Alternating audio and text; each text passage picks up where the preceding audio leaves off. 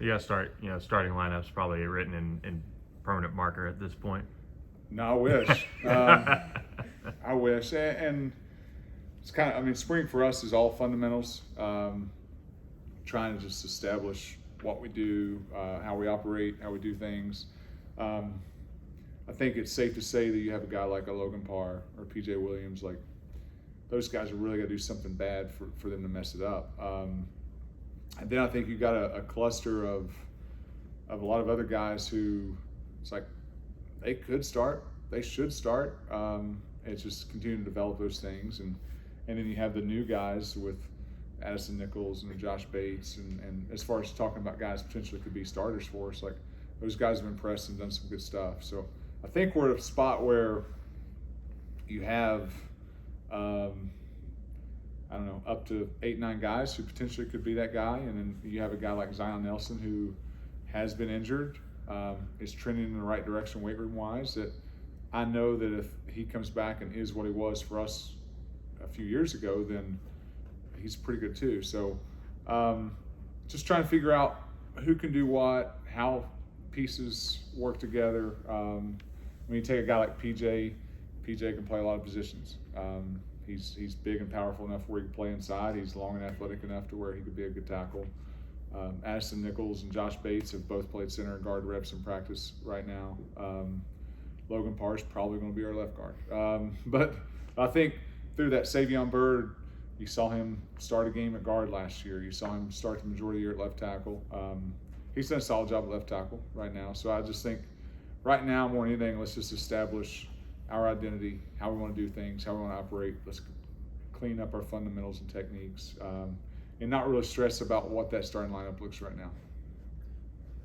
Yeah, with the fact that you have so many guys who are versatile and so many spots that maybe you don't know just yet, how have you thought the competition's been early? I mean, you're only 5 or so practices in, but yeah, I think we have a really good culture in our room right now, and that's not a slight to any other year that we've had it, but this group has been the most no-nonsense group we've had as far as just showing up, working, keeping their mouths shut, doing what they're supposed to do, and having a workmanlike attitude as far as how they approach business. I would imagine the competition and things not being established has a piece of that. I also think that that's just who they are as people. That's the report we got from the weight room all off season is that, yeah, they've just been workmanlike, doing what they're supposed to do, putting their head down and going to work. And you're seeing a better version of the guys that were back. I mean, Savion Byrd's a better version of himself. PJ Williams, a better version. Logan Parr, on down the line. Those guys are all better versions of themselves right now. You're seeing Andrew Chambly, who started to address some of his being a little bit lighter, starting to address some of his strength issues, which has allowed him to be a better football player. So I think as long as that culture is right like that, and as long as the guys keep working, this has been going on my 4th year here now. How many different starting offensive lines have we had, right? How many starting offensive lines did we have last year? Now you hope you can figure it out and get it to them into that place quicker, but at the same time, like I think we're gonna have a lot of different options, a lot of different guys, a lot of different places. What did you see from Addison and Josh that made you want to bring them in here, and how do you think they've been fitting in so far? Yeah, I think first and foremost there was a need, just from the standpoint of Ja'Kai Clark and Justin Osborne were our 2 starting centers, and our two top centers, and both those guys were leaving. So there was a void there that we had to get guys that we felt comfortable that could snap in games. And first and foremost, Addison Nichols and Josh Bates had snapped footballs and had success in college football games. So I think that's the first part.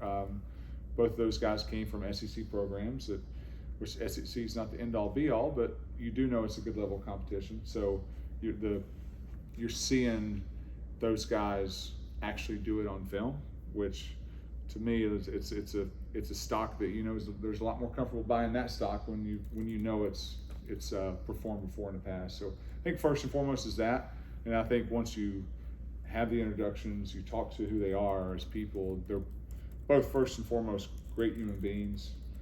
Football's important to them. Academics are a non-issue, that they're going to take care of their business academically.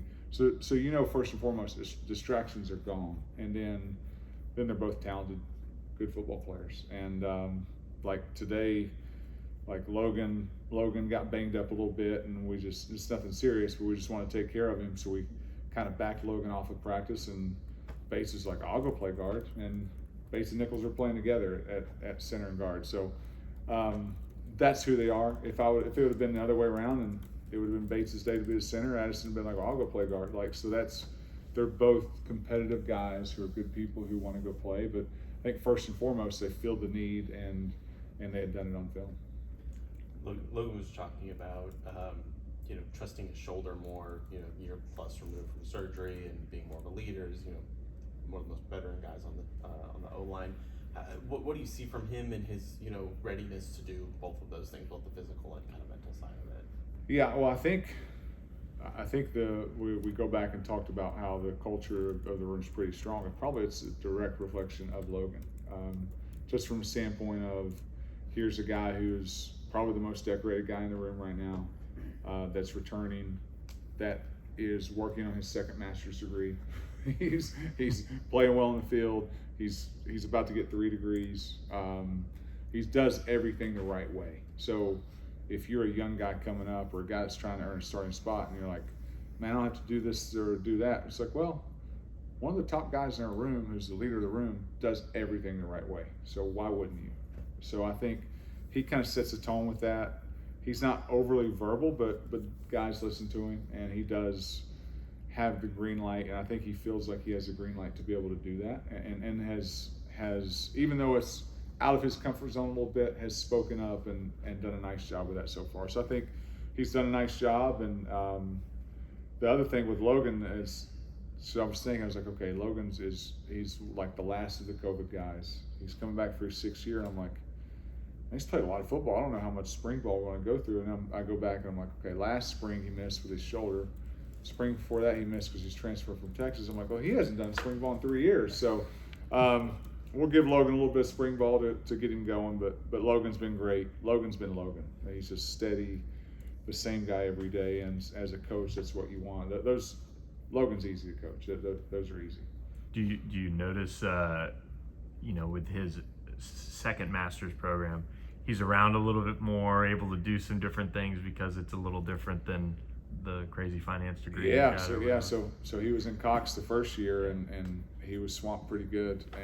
And this year, I mean, he's still got a full course load because he's trying to get it done in a year. But yeah, he's come up for air a little bit. And then this fall, I'm like, I don't even know what classes he'll take, but probably it'll be minimal. It's an internship. Yeah, it'll be minimal. So we'll probably see a lot of Logan this fall, which is kind of by design as far as how we want to do it. So you mentioned some of the guys being able to play different positions. How do you, and I know you have a lot of film off of like PJ and Savion off last year, but how do you toy with the ideas of, okay, well, to create more competition at left tackle, is this a time where PJ steps in over there, or do you see him at right tackle, and like that's kind of like, and maybe why that would be the case? Yeah, and I don't know, I have the answer for that, for that yet. The thing we don't want to do is we don't want to weaken 2 positions. Right. So I think that's the thing that PJ's doing right now is he's playing right tackle at a very, very high level, at a very, very elite level. So now you're saying, okay, do I take PJ, who's feeling really comfortable now, put him at left tackle? He's probably going to be about the same, but now I know the right tackle is probably not going to be as good. I don't know. Yeah. That's what we got to kind of work through. And Savion's playing better. Like I said, Chambly's in a better spot. I think you have between PJ, Savion, and then you throw in Chambly's getting better. You throw Zion coming back. You've still got a guy like Draymond Odoms that's coming in. King Large is developing. I mean, I think you're gonna have bodies that can do it. It's really going to be, okay, what's our deficient? Do we have, or are we deficient at guard? And can we bump PJ in because we feel great about those? Those are all the things that I'm trying to balance and work through. But at the same time, I don't want to throw the baby out with the bathwater too, and like make it all just be a jumbled mess. I also want to leave spring and having some good ideas about how things are going to fall. Anything else?